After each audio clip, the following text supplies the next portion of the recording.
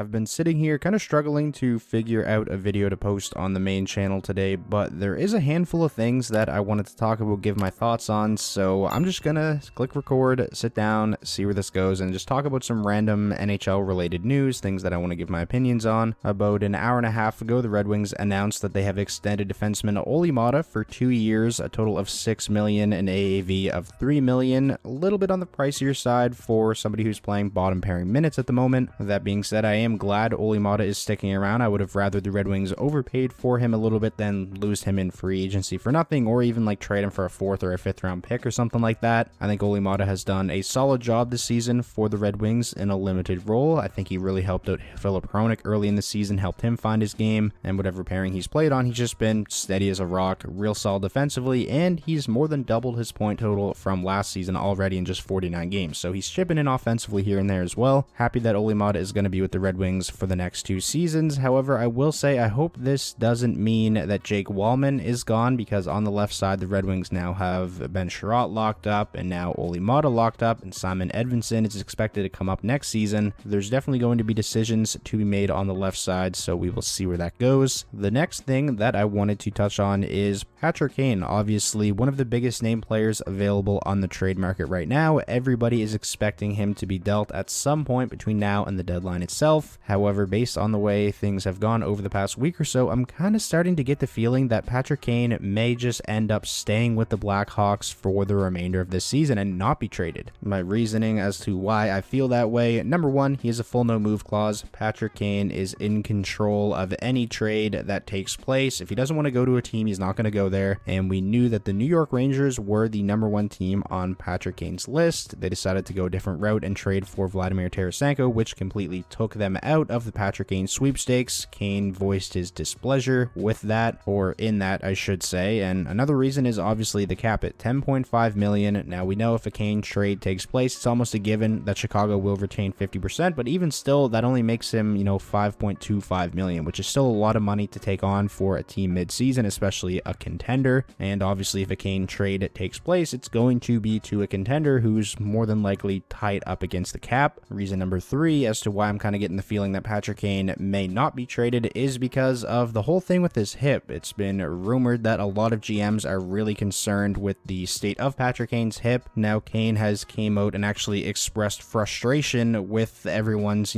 comments and concerns about his hip. He says it's fine. However, his play definitely says otherwise. Patrick Kane has been pretty bad this season, especially for his standards. I don't know if you guys seen the game last night between the Hawks and the Maple Leafs, but the Maple Leafs are reportedly a team that is very high on Patrick Kane's list. Like, they were right behind the Rangers in terms of a team that he would accept trade to and would want to go play for. So last night, you'd think would have been an opportunity for Patrick Kane to showcase to the Maple Leafs, what they would be acquiring. But I think that was honestly one of the worst games I've ever seen Patrick Kane play. He just seems uninterested, very uninspiring play, not doing himself any favors in terms of showcasing himself for the trade deadline and for potential suitors. Is there going to be a team out there willing to give up premium assets and willing to take on that cap hit if this is the Patrick Kane that they're going to be getting? So those are some of the main reasons as to why I'm starting to feel like Patrick Kane may just remain with the Blackhawks for the remainder of this season. Just stay where he's comfortable, potentially even get hip surgery if it is something that's bothering him more than he's letting on. Sit out the last couple of months of the season for the Blackhawks, and then obviously in the summer he will be a UFA and have the opportunity to sign wherever he pleases. And the final thing I'll touch on here in this quick little news update, whatever this video even is, this is in regards to Elliot Friedman's 32 Thoughts article that he put out late last night. I gave a little bit of an update on Timo Meier and that situation, so I thought I'd read that to you guys and kind of give my thoughts on Timo Meier now just a couple of weeks away from the deadline. Friedman said at least 2 teams, Carolina and New Jersey, are pushing on Timo Meier. Undoubtedly there are more. Toronto has checked in. Everyone's wondering about Vegas, and one coach said Peter DeBoer's knowledge from San Jose makes Dallas a factor. Although I've got no idea if the Stars could do it. I wonder about Boston. It's an all-in year for the Bruins, but how much do you want to toy with such a special mix? I'm really intrigued to see what happens with Timo Meier, where he ends up going. I don't remember the last time a player this good has been made available at a trade deadline, a player at Timo Meier's age as well. I feel like people often underrate Meier, maybe people that don't watch San Jose a ton, but he is really a game-breaking forward. And of course, whatever team acquires Timo Meier, he's not just going to be a rental. He is a restricted free agent in the offseason, not unrestricted, this is a guy who can not only help you for a playoff push this season, but be, a franchise cornerstone for the next, 8+ years or whatever. There is also a scenario where, say if a team like the Toronto Maple Leafs go out and trade for Timo Meier and they don't think they can sign him to an extension in the offseason, they can't afford it, then you could then flip Timo Meier at that point to recoup some assets. It's a really unique situation, one that I'm excited to see how it plays out. I think whatever trade happens involving Timo Meier, and I do think it's almost a given that one will happen, it's going to be a blockbuster deal. So if you're not subscribed to the channel, be sure to do so, because I will be covering all of the trades leading up to and at the trade deadline. But that is pretty much going to wrap up this short little news update video. Let me know if you guys enjoyed this and if you want to see more videos like this. I know it's kind of different from the normal style I post on this channel. It's kind of just a hodgepodge of a bunch of different news, but if you guys want to see more like this, then be sure to drop a like. Let me know down below in the comments that you enjoyed. Maybe we could do one of these once a week, once every 2 weeks. And again, if this was your first time checking out the channel and you want more NHL content just like this all year long, be sure to hit that subscribe button, and I will talk to you all soon.